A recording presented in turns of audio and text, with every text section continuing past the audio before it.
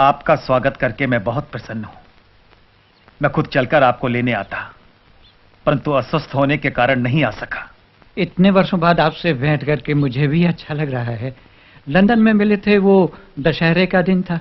हाँ, तब वहां इंडिया हाउस में भी आपके स्वागत का सुअवसर प्राप्त हुआ था। बहुत समय बीत गया। आपने रत्नागिरी में हरिजन उद्धार का जो काम किया वो बहुत प्रशंसनीय है। हरिजन? हाँ, मेरे विचार से शूद्र शब्द का इस्तेमाल हमें नहीं करना चाहिए। उसकी जगह हरिजन कहना ठीक है। हरिजन तो हम सभी हैं। आप जिन्हें हरिजन कह रहे हैं वे शोषित हैं, पीड़ित हैं। मेरे विचार में जिस जाति व्यवस्था, कास्ट सिस्टम ने उन्हें इस दशा में लाया है उसे समाप्त कर देना चाहिए। नहीं नहीं, ऐसा करने से तो उलझनें बढ़ेंगी। कास्ट सिस्टम में मेरा पूरा विश्वास है। वो हिंदू धर्म से अलग नहीं है। 4 वर्णों में विभाजित ये व्यवस्था हिंदू धर्म का आधार है। वो नेचुरल है और जरूरी भी। छुआछूत इसके कारण पैदा नहीं हुई। वो तो हिंदू धर्म के माथे का कलंक है, उसका अंग नहीं। अगर वो हिंदू धर्म का अंग नहीं तो कलंक कैसे बन गई? छुआछूत को समाप्त करने का एक ही रास्ता है, कास्ट सिस्टम को मिटा दिया जाए। कास्ट सिस्टम में महान शक्ति छिपी हुई है।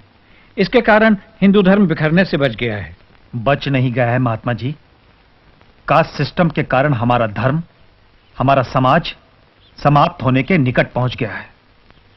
जिन्हें आप निम्न जाति का कहते हैं, उन लोगों को अपने महान धर्म से अलग होने से बचाना है, और जो अलग हो चुके हैं उन्हें वापस लाना है। मैं भी धर्म परिवर्तन के विरुद्ध हूं, परंतु सदियों पहले जो दूसरा धर्म अपना चुके हैं उन्हें वापस लाने की कोई जरूरत नहीं है। उन्हें वापस आना भी नहीं चाहिए। सोच समझकर, भले बुरे का विचार करके अगर कोई व्यक्ति हिंदुत्व को अपनाना चाहे तो उसे वापस अपने मूल धर्म में आने की स्वतंत्रता क्यों ना दी जाए? हमारे धर्म के लोग कुछ ऐसी परिस्थितियों में घिर गए हैं कि दूसरे धर्मों के अनुयायी उन्हें अपने बराबर आने का लालच देकर धर्म परिवर्तन पर मजबूर कर देते हैं।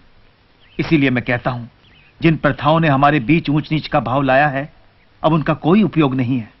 मैंने उनके पुतले जला दिए हैं। इस प्रकार तो हिंसा बढ़ेगी। यह हिंसा नहीं, संघर्ष है। संघर्ष और क्रांति से नई उपयोगी व्यवस्था का जन्म होगा। आप भी तो स्वतंत्रता प्राप्ति के लिए संघर्ष कर रहे हैं, क्या उसकी कोई सार्थकता नहीं? मेरा आग्रह इस बात पर है कि आजादी उचित और नैतिक साधनों से प्राप्त हो। लोग अहिंसा के मार्ग पर चलें। इतने विशाल देश को स्वाधीन कराना है। शत्रु भयंकर साधन संपन्न है। उसका सामना बिना हथियारों के कैसे संभव है? शत्रु के पास इतने ज्यादा हथियार हैं कि हम अपने थोड़े से हथियार लेकर उनके साथ बिल्कुल लड़ाई नहीं लड़ सकते। और फिर केवल इसी कारण मैं अहिंसा के मार्ग पर नहीं चल रहा। मेरा विश्वास है कि अहिंसा पूर्वक बर्ताव करने से हिंसक मनुष्य का हृदय परिवर्तन होगा।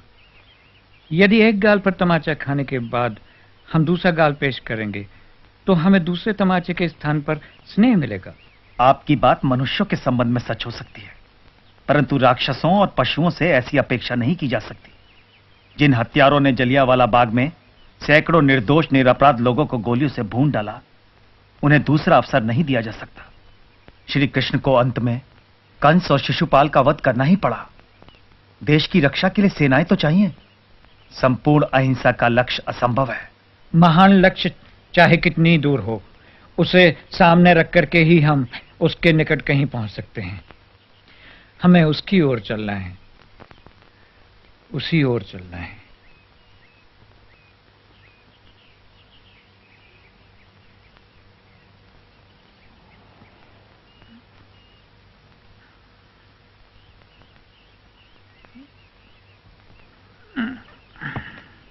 मुझे लगता है हम कई बातों में एक दूसरे से सहमत नहीं हैं, परंतु सावरकर, मुझे इतना अधिकार तो है कि अहिंसा का प्रयोग करूं।